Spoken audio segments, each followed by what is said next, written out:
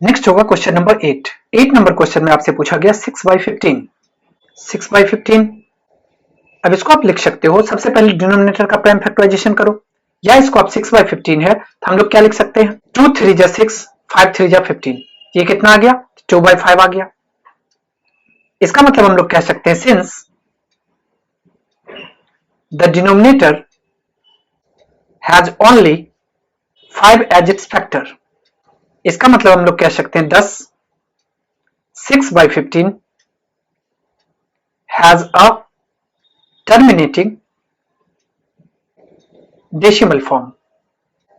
Okay, next हम लोग चलते हैं क्वेश्चन नंबर 9 पे। 9 नंबर क्वेश्चन में आपको दिया गया 35/50। अब आप क्या करो, पहले डिनोमिनेटर का प्राइम फैक्टराइजेशन कर लो। हम लोग 50 को क्या लिख सकते हैं, 50 को लिख सकते हैं, या एक चीज करो, या तो ऐसे भी लिख सकते हो, नहीं तो इसको पहले हम लोग सिंपलेस्ट फॉर्म में ले आए, इसके बाद डिनोमिनेटर का प्राइम फैक्टराइजेशन करेंगे। 35/50 है, 7 5 जा 35, 10 5 जा 50, ये कितना आ गया, 7/10 आ गया। या इसको हम लोग लिख सकते हैं 7/2 इंटू 5। अब यहाँ पे डिनोमिनेटर क्या है, 2 into m into 2 to the power m into 5 to the power n के फॉर्म में। यहाँ पे हम लोग लिख सकते हैं since the denominator is in the form of 2 to the power m into 5 to the power n, thus 35/50 has a terminating decimal expansion। Okay, next हम लोग चलते हैं क्वेश्चन नंबर 10 पे। क्वेश्चन नंबर 10 में आपसे पूछा गया है 77/210। अब यहां पे आप चाहो तो पहले डिनोमिनेटर का प्राइम फैक्टराइजेशन कर लो।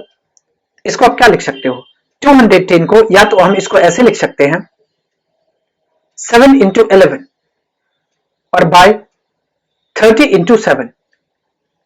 यहां से 7 और 7 क्या हुआ, कैंसिल हो गया, 11/30 आ गया। 30 का जब आप प्राइम फैक्टराइजेशन करोगे तो कितना आ जाएगा, 2 into 3 into 5, 2 into 3 into 5।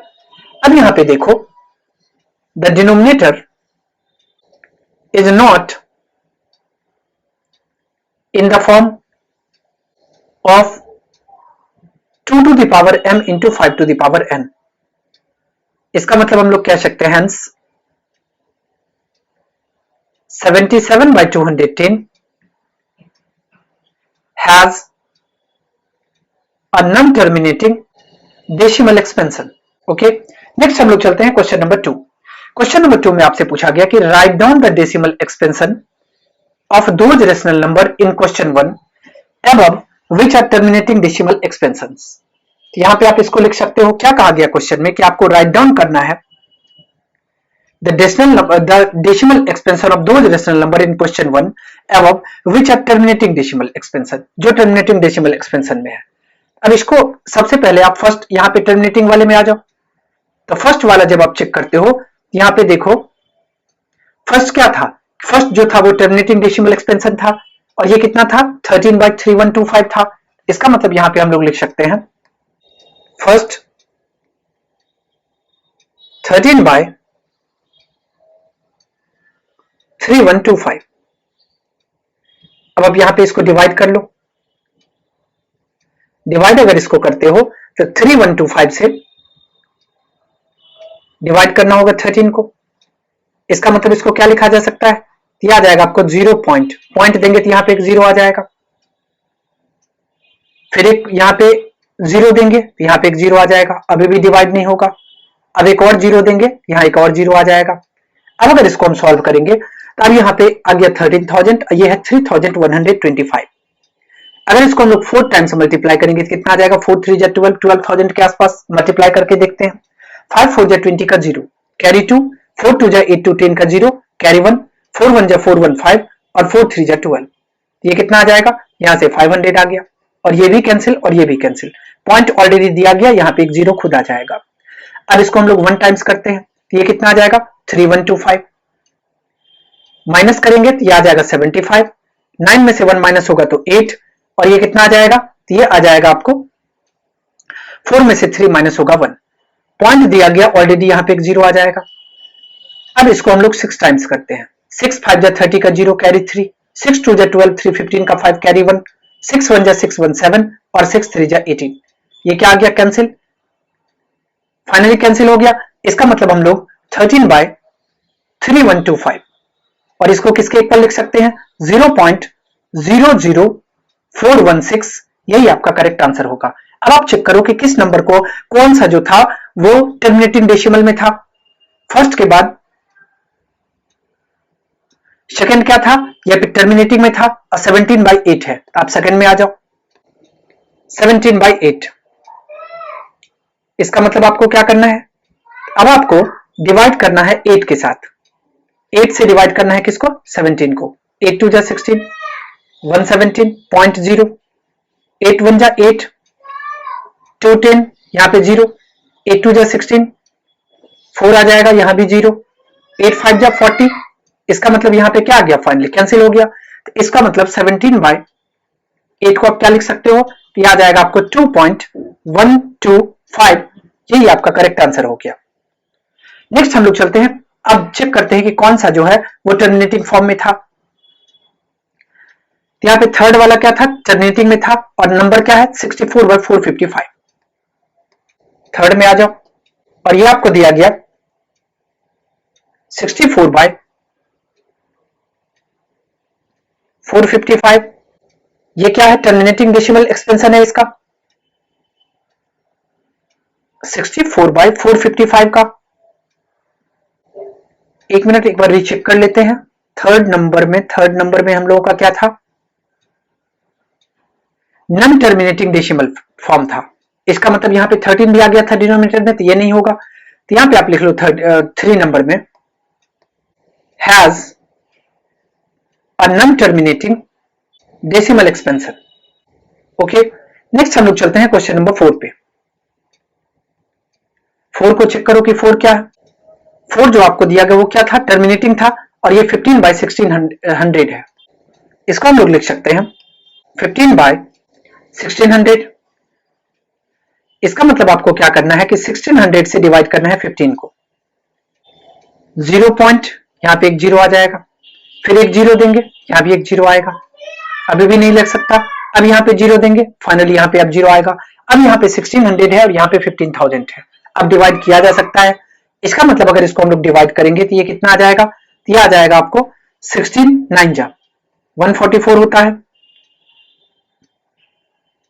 9 times 144 और डबल 0 आ जाएगा, 0 0, 10 में से 4 माइनस होगा तो 6, और ये कैंसिल और ये भी कैंसिल, फिर एक यहाँ पे 0 आ जाएगा, 1600 3 टाइम्स करेंगे 4800 आ जाएगा,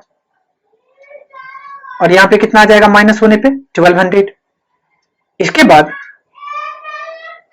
1200 आएगा, फिर यहाँ पे एक 0 आ जाएगा, 1600 7 टाइम्स अगर करेंगे 16 7 जा 112, यहाँ पे आ जाएगा 112 डबल 0 0 0, 10 में से 2 माइनस होगा 8, और यहाँ पे ये भी कैंसिल और ये भी कैंसिल, अब यहाँ पे फिर एक 0 आ जाएगा। अब 1600 16 5 जा कितना होता है 80, इसका मतलब 80 हुआ और आगे डबल 0 आ गया, कैंसिल कैंसिल कैंसिल और कैंसिल, अब रिमाइंडर क्या आ गया 0, इसका मतलब हम लोग 15/1600 को क्या लिख सकते हैं, ये आ जाएगा आपको 0.009375, यही आपका करेक्ट आंसर होगा। नेक्स्ट हम लोग चलते हैं क्वेश्चन नंबर 5 पे। यहां पे आप इसके 5 को चेक करो कि 5 क्या है, तो 5 आपको दिया गया, 5 आपको क्या दिया गया है, 5 को अगर हम चेक करते हैं तो ये हमें यहां पे नॉन टर्मिनेटिंग है। ओके, अब आ जाओ क्वेश्चन नंबर 6 पे। तो 6 आपको दिया गया है, ये आपको टर्मिनेटिंग है, और क्या है 23/2 to the power 3 into 5 to the power 2, यहां पे आप इसको लिख लो। Question number 6, 23/2 to the power 3 into 5 to the power 2, इसको क्या लिखा जा सकता है 23/2 to the power 3 it means 8, 5 का स्क्वायर it means 25, इसको लिखा जा सकता है 23/25 को 8 से मल्टीप्लाई करेंगे तो ये आ जाएगा आपको 200। अब आपको क्या करना है कि 200 से डिवाइड कर लेना है 23 को, 0.0 आ जाएगा। अब यहां पे 1 से अगर हम लोग मल्टीप्लाई करते हैं तो ये कितना आ जाएगा, ये आ जाएगा आपको 1 जा 200, यहां पे 30 आ जाएगा। फिर पॉइंट है तो ऑलरेडी यहां पे 0 आएगा, फिर 1 टाइम्स करेंगे तो ये आ जाएगा 200, माइनस करने पे आ जाएगा 100, फिर यहां पे 0, 5 टाइम्स करेंगे तो कितना आ जाएगा 1000 आ जाएगा।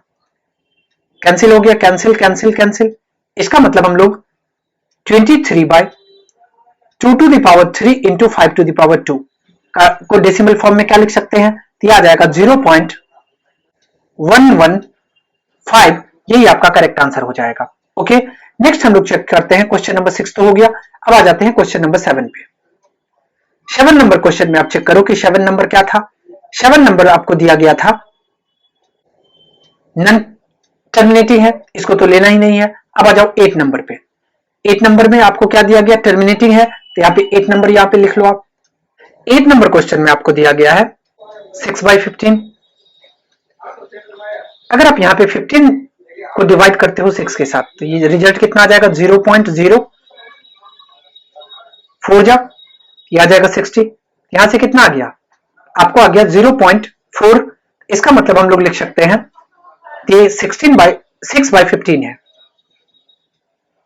और ये किसके इक्वल आ गया, ये आपको आ गया 0.4 के इक्वल।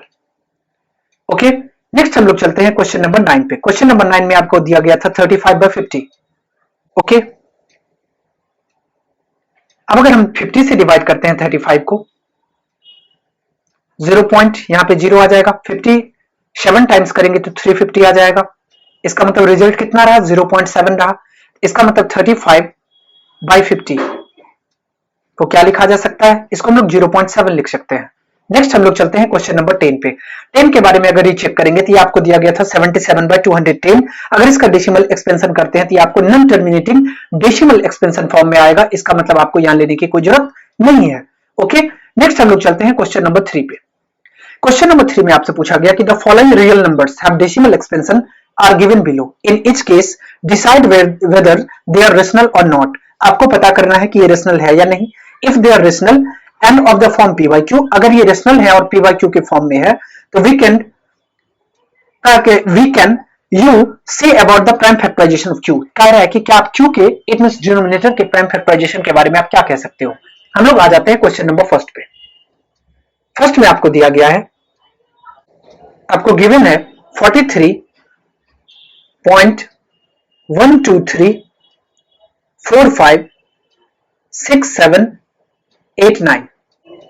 ओके, अब अगर इसको हम लोग सॉल्व करते हैं क्या लिख सकते हैं इसको, ये क्या होगा, अगर इसको आप गौर से देखो तो आपको पता चलेगा कि ये जो होगा वो टर्मिनेटिंग डेसिमल एक्सपेंशन होगा। क्यों, क्योंकि ये एक ऐसा रेशनल नंबर है जो कि PYQ के फॉर्म में आ सकता है, और Q को जैसे ही हम लोग अगर फैक्टराइज करते हैं तो ये आ जाएगा आपको 2 और 5 ओनली। यहां पे आप लिख सकते हो since it has a terminating decimal expansion, it is a rational number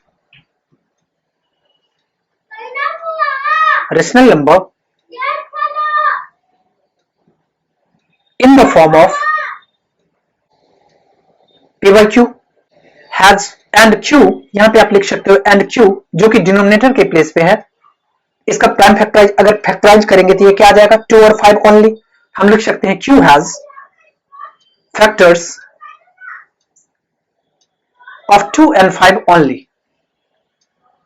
okay, next हम लोग चलते हैं क्वेश्चन नंबर 2 पे। 2 में आपसे पूछा गया 0.120, इसके बाद 1200, फिर 12000, फिर 1240, और ऐसे ही आगे ये कंटिन्यूअस बढ़ता जा रहा है। इसका मतलब हम लोग कह सकते हैं कि ये क्या है, ये आपको दिखने से पता चल रहा है कि ये नॉन टर्मिनेटिंग रिपीटिंग डेसिमल है। यहां पे नॉन टर्मिनेटिंग नॉन रिपीटिंग है क्योंकि ये रिपीट भी तो नहीं कर रहा है। हम लोग कह सकते हैं since it has non terminating and non-repeating decimal expansion, इसका मतलब हम लोग कह सकते हैं कि ये क्या होगा, इरेशनल नंबर होगा। It is an irrational number. Okay, next हम लोग चलते हैं क्वेश्चन नंबर 3 पे। 3 नंबर क्वेश्चन में आपसे पूछा गया 43.12345678 और उसके ऊपर रेकरिंग लगा हुआ है, इसे हम लोग बार भी कह सकते हैं। 43.12345678 और इसके ऊपर रेकरिंग लगा हुआ है। इसका मतलब हम लोग कह सकते हैं कि ये क्या है, ये आपको नॉन टर्मिनेटिंग लेकिन रिपीटिंग डेसिमल है। इसका मतलब ये कभी भी जो है वो आपको रेशनल नंबर नहीं हो सकता। यहां पे आप लिख सकते हो since it has non-terminating but repeating decimal expansion, it is a rational number in the form of p by q and q has factors other than 2 and 5. 2 and 5 इसके साथ ही आपका एक्सरसाइज 1.4 कंप्लीट हो गया और साथ ही साथ आपका चैप्टर नंबर 1 भी कंप्लीट हो गया। अब यहाँ पे हम लोग कुछ समरी दिए गए हैं, इसको एक बार डिस्कस कर लेते हैं। यहाँ पे आपको दिया गया in this chapters we have study the following point. क्या सब? सबसे पहले हमने यूक्लिड्स डिवीजन लेमा देखा। क्या कहता है वो? कह रहे कि गिवन पॉजिटिव इंटीजर ए और बी पॉजिटिव इंटीजर्स के लिए exist whole numbers q and r satisfying a equals to b q plus r, जहां पे आर जो है वो ग्रेटर और इक्वल 0 के है और लेस देन बी के है। ओके, ए इक्वल्स टू क्या आ गया, बी क्यू प्लस आर, आप लोग जान चुके हो। सेकेंड था आपका यूक्लिड्स डिवीजन एल्गोरिथम। क्या बता रहा था? This is based on Euclid's division lemma. According to this the HCF of any two positive integer a और बी, मतलब ए और बी कोई भी दो पॉजिटिव इंटीजर हो, अगर हम लोग उसका एचसीएफ फाइंड करते हैं, कंडीशन क्या है, अगर ए ग्रेटर हो बी से। इसका मतलब अगर हम लोग अप्लाई करते हैं डिवीजन लेमा क्यू और आर के लिए, तो हम लोग कह सकते हैं a equals to b q plus r आएगा, जहां पे आर लेस होगा बी से और ग्रेटर और इक्वल होगा 0 के। और जब आर इक्वल्स टू 0 आ जाएगा, इसका मतलब हम लोग कह सकते हैं एचसीएफ जो होगा वो बी आएगा। और r does not equals to 0 होगा, हम लोग अप्लाई करेंगे यूक्लिड डिवीजन लेमा बी और आर के लिए। और ये कंटिन्यूअस तब तक आगे बढ़ता जाएगा जब तक कि रिमाइंडर 0 ना आ जाए। जैसे ही रिमाइंडर आपका 0 आ जाएगा तो डिवीजर के पोजीशन पे जो होगा वही आपके लिए एचसीएफ बन जाएगा। ओके, नेक्स्ट था आपका topic number 3, the fundamental theorem of arithmetic. कहा कि every composite number can be express as a product of primes. मतलब कहा गया कि कोई भी कंपोजिट नंबर है जिसे हम लोग प्राइम नंबर के फैक्टर के फॉर्म में लिख सकते हैं। And this factorisation is unique apart from the order in which the prime factors occurs. अब नेक्स्ट था आपका p जब प्राइम होगा, अगर p डिवाइड करेगा a स्क्वायर को तो p डिवाइड्स a, ऑब्वियस है p a, इसका मतलब अगर p a स्क्वायर से डिवाइड हो रहा है तो p a से भी डिवाइड होगा, इसका मतलब a जो होगा वो पॉजिटिव इंटीजर्स होगा इस प्लेस पे।